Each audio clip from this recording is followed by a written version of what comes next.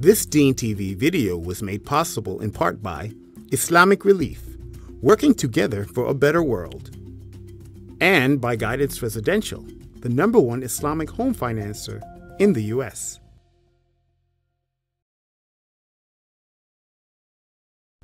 You wanna be at the top? Inshallah. Are we the cream of the crop? Inshallah. You gotta rock till you drop. Inshallah. Cause believers never stop. Yeah. MashaAllah. Come on. Assalamu alaikum, this is Naeem Muhammad on Deen TV, always on, always live. We're here at the Mass Convention 2014 in Chicago with one of Chicago's very own, brother Rami Nashashibi. Assalamu alaikum warahmatullah. Wa alaikum salam wa rahmatullahi wa barakatuh. You know, that's one, I mean, your name and voice is familiar to the Native Deen audience. We know you were on the man, Not Afraid to Stand Alone video. Yeah, man, that was my 10 seconds of, fame. What, like I claim it. Like I claim it to the very day. Nah, man, that's what gave me street cred across the world, baby. Really, without that, I don't know where I'd be. So jazakallah khair. Alhamdulillah, we doing our bit for the community. We know you're doing beautiful stuff. Your bit for the community. For people who don't know, I mean, because like you said, this is going around the world.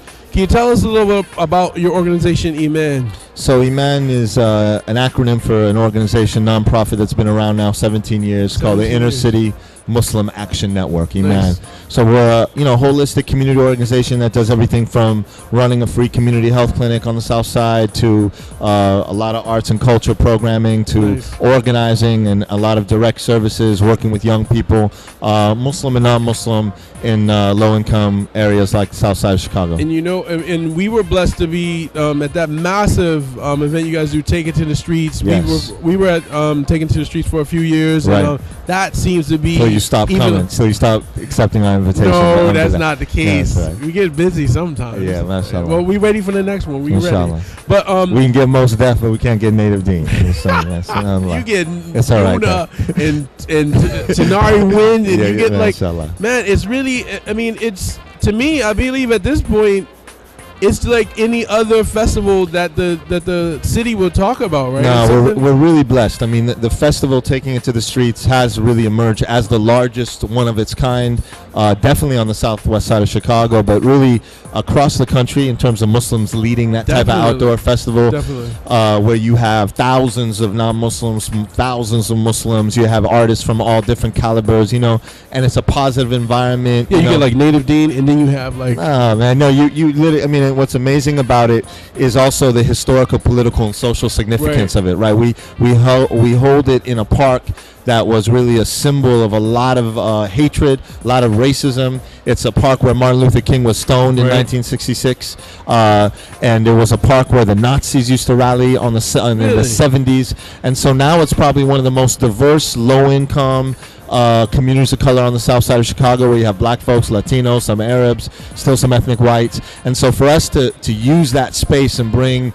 communities from across the globe and have extraordinarily inspiring artists and begin to send a message that these type of spaces can be transformed, and that our vision as Muslims, that arts is not just about entertainment, that arts is about powerfully, radically reimagining the world, right? And using that human narrative and that human expression to be able to tell stories to allow us to reimagine what's possible. Excellent. So we're excited. Our next Taking It to the Streets. When is the next one? It's going to be August. Actually, we're switching the time because it's going to coincide with the 50th anniversary of Martin Luther King's March in Marquette Park. Really? And we're not only going to have Taking It to the Streets that weekend, we're going to unveil the first of its kind in Chicago, perhaps the first of its kind in the country. Okay, so you heard it here first, Deen TV. Here you go. This is an exclusive. Everyone listening? Yeah. Let me look at the camera. You're hearing it first, live on Deen TV. Always on, 24/7, always on, always live. This is what's happening on August 5th, 2016, on the south side of Chicago, in Marquette Park. The Muslim community, led by IMAN and a whole bunch of other folks with churches and everything else. Not only will we have an extraordinary Taking It to the Streets, inshallah, our largest, dopest, most beautiful Taking It to the Streets ever, but we will also unveil a memorial, the first of its kind, to Martin Luther King's march in the park. All right. And this is going to be an extraordinary thing, because it's not just going to be a statue of King. It's going to be a memorial that memorializes and celebrates collective struggle and triumph and transcendence. Nice. And it's going to be the first of its kind in Chicago, probably the first of its kind where Muslim Americans in the country are leading such an effort. And so it's going to be a huge national story. We're going to be gathering people that march with King, like of course Jesse Jackson, a whole bunch of other legendary civil rights activists who were with him that day, and we hope that it's going to be a huge national moment. It's amazing that and that part of what you guys do with the arts and that growing into something bigger like this with this memorial. And even I'm gonna tell you, normally when I come to a city, I like to listen to something local that puts me into the mood. And as I was coming off the plane today, I was wishing that I had the IMAN mixtapes that you guys used to make. There was a young brother named Ali on them things. But we won't take. We did a lot on the arts, but now I want to talk about the actual programs you guys are doing with healthcare and the working with brothers from the reentry program. So can you tell us about the Green Reentry? Yeah, Green Reentry is a program that we're really excited about. What does reentry mean? So the reentry, is about the reality in the state of Illinois. The reality in the United States of America, we have in 1970 we had 300,000 people locked up. Today we have 2.3 million people locked up. Whoa. We have more people locked up in the United States than any Western industrialized country in the entire world. And a vast, disproportionate amount of those people that are locked up are people of color, black and brown folks. That's not news to activists. I mean, we've been organizing around this issue for decades. But the reality is, when Michelle Alexander came out with the book called New Jim Crow, and she really documented this is a reality. In the state of Illinois, you have around 20, 30,000 people coming home every year from major prisons, 10, 12, 15, 20-year bits. And oftentimes they recidivate. They go back. The recidivism rate is around 50%. And the reality, the recidivism rate, that means 1 out of 2 people are going back. And you know why they're going back? It's not because, look, and some of these, I'll be honest, these are some of the most extraordinarily beautiful human beings I've ever met that probably had more influence on my life than anyone else, both in terms of spiritually.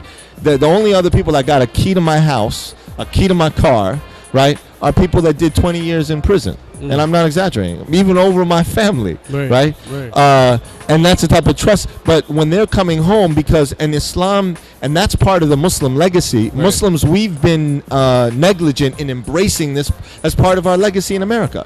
That transformative narrative. You don't see it Islam is in America is a narrative of transformation. It's a narrative of healing, transcendence, and nowhere is that more powerful than in the industrial prison complex, quite frankly. So the brothers who are coming home, what IMAN has started to do is try and provide options, because so that they're not returning to prison at such a high rate. So one program that we have now is what we call Green Reentry. It's a program that's taking vacant, foreclosed homes in a number of blocks right around IMAN Center, which in and of itself is a huge problem, because these are spaces where drug dealing, gang banging, prostitution happens. So we take these homes, brothers who are coming, then we provide them with small stipends. We find ways to acquire these homes. They learn on this job to green retrofit these places, right? So they're kind of working. Meaning like just eco-friendly. So green for us means 3 things, right? Green is both about the green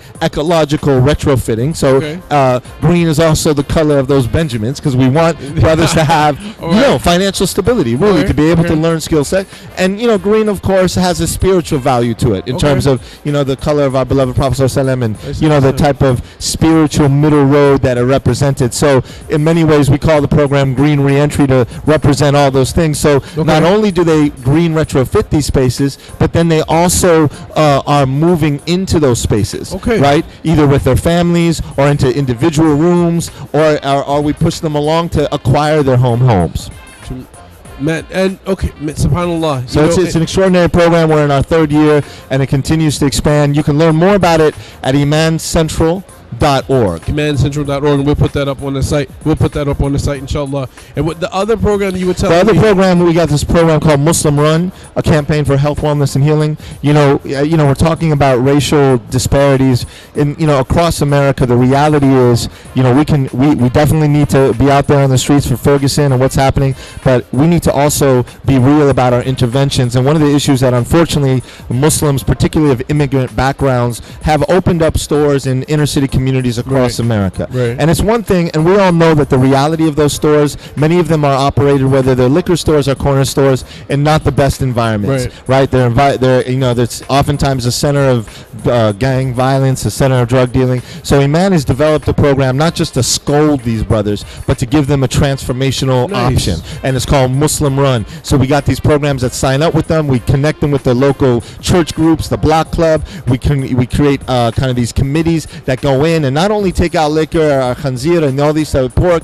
but it's more about what they provide: healthy options, healthy food, make the store more dignified. So they're helpful into the community, not just kind of, because what we've seen, I've grown up in these neighborhoods where it's almost like taking away, but not really giving back. So I'm glad that you guys are doing so this. They can be an asset, right, rather than a liability. And I wish y'all could bring that to Baltimore. Well, we're trying to make it a national model. I mean, we're very serious about this. We're in our 4th, 5th year of doing it. So stay tuned, inshallah, to Iman's work in this area and other areas. All right, like you said, that's IMANcentral.org. And thanks for being on Dean TV, man. So it was my pleasure. My pleasure, mashallah. Thank you again, Naeem Muhammad, Dean TV, always on, always live. Assalamu alaikum, keep the faith.